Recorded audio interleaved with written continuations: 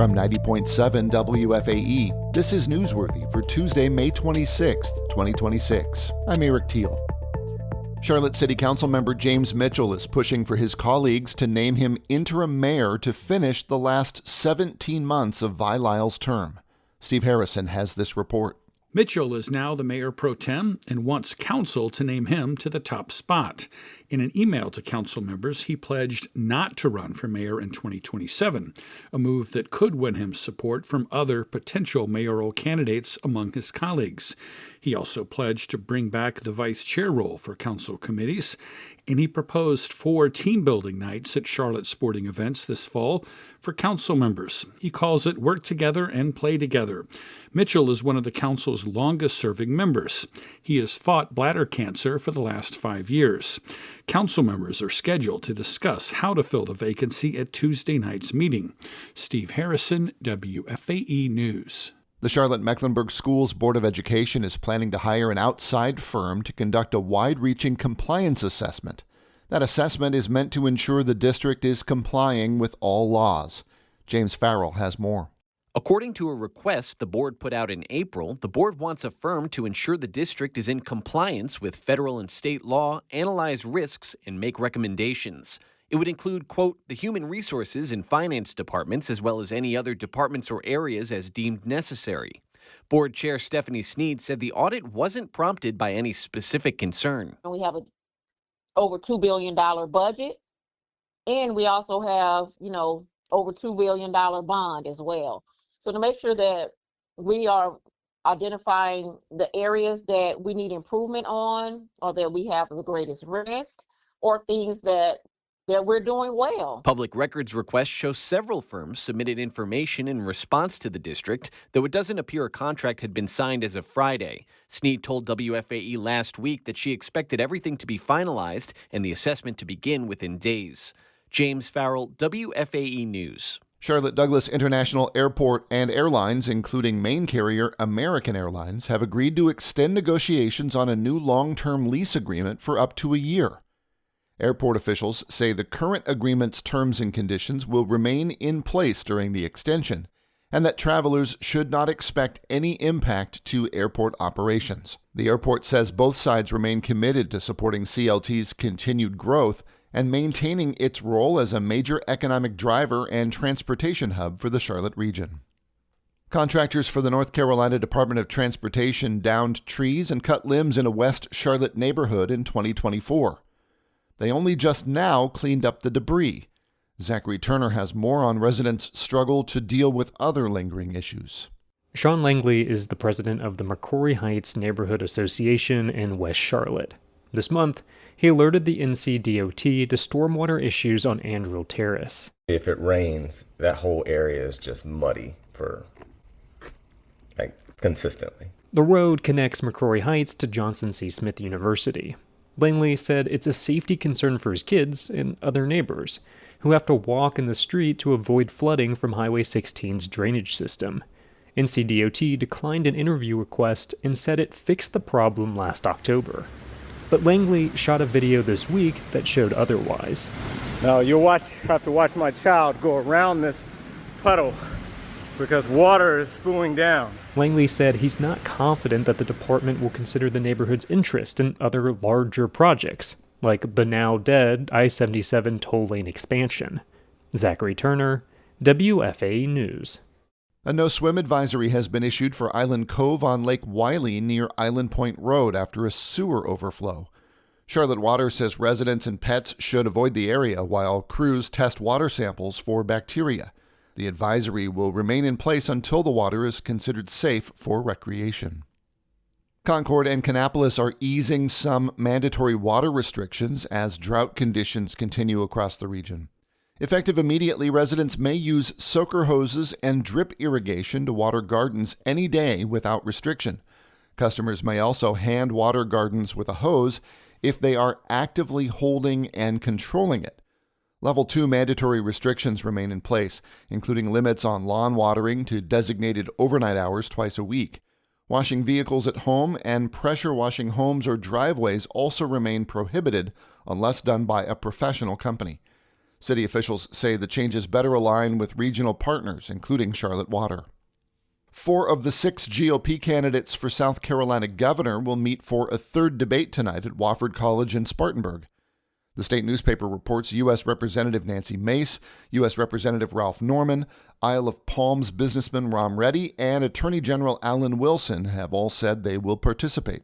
Lieutenant Governor Pam Evett said she won't attend, opting to hold a Get Out the Vote rally in North Myrtle Beach instead. State Senator Josh Kimbrell, who is from Spartanburg County, did not receive an invitation because he did not meet the 5% polling threshold set by the party. Charlotte's first Wegmans now has an opening date. The grocery chain, with a near cult-like following, says its new Ballantyne store will open October 14th. The 110,000-square-foot store on North Community House Road is hiring about 450 full and part-time employees ahead of the opening. The Charlotte location will also debut 2 features unique to Wegmans, a made-to-order restaurant concept and an outdoor play area for kids. Charlotte FC says forward Wilfried Zaha will leave the club at the end of his loan spell June 30th. During his stint in Charlotte, the forward tallied 13 goals and added 14 assists. He's 5th all-time in team history in goal contributions. Following Saturday's win over the New England Revolution, head coach Dean Smith said he enjoyed coaching the English forward. You know, if it is his last time, it's been a pleasure. I've really enjoyed working with him. He's a different character. We get on really well. Yes, if it is, it is. Charlotte FC is on a 2-month break for the FIFA World Cup. The team will go into the summer with a designated player and an international roster spot open. This year's July 4th celebrations mark the 250th anniversary of independence. At the Charlotte Museum of History, a new exhibit aims to give community members insight into the American Revolution. Elvis Menayese has more. Community members are handed a tablet inside the Charlotte Museum of History on Shamrock Drive. If you slide it, it'll show you what that area looked like back then as well as what it looks like today. Visitors can see what Charlotte looked like over 200 years ago and play a little game. So you have a little treasure map. You can collect a bunch of little treasures, so like a scavenger hunt. Okay. And then at the end of your visit, it'll tell you if you've collected all the treasure. Wandering the American Revolution exhibit is Lynn Kelly, a retired attorney. She stares at a small sculpture of Captain James Jack. The captain wears a hat and holds a sword in his hand as he rides a horse. Never heard of Captain Jack. Captain Jack was a local Revolutionary War hero. He rode from Charlotte to Philadelphia in 1775 to deliver documents that helped Mecklenburg County in the fight for independence. Kelly says the act shows what gaining freedom meant to people here. Well, they were serious about independence. And they were organized and heroic. A nest in a glass nearby explains why Charlotte is often referred to as the Hornet's Nest. In 1780, Lord Cornwallis and the British occupied Charlotte. After intense resistance from locals, Cornwallis fled and allegedly called Charlotte the Hornet's Nest for rebellion. I think it shows you need vast participation by grassroots and community organizing, and you can't have these kinds of changes come from the top down. It has to really be vast and enthusiastic, community based.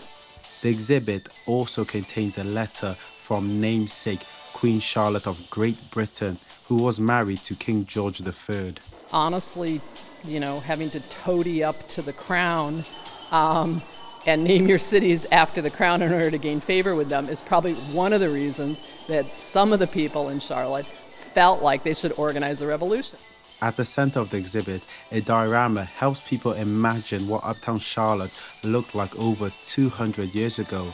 Nolan Dahm is a historian with the museum. You're looking at a courthouse that the Patriots defended and then the British occupied. You're looking at a local college that the folks here had set up that the British used as their hospital, and then they buried their dead there. There are still British soldiers buried underneath Uptown Charlotte right off of Tryon Street.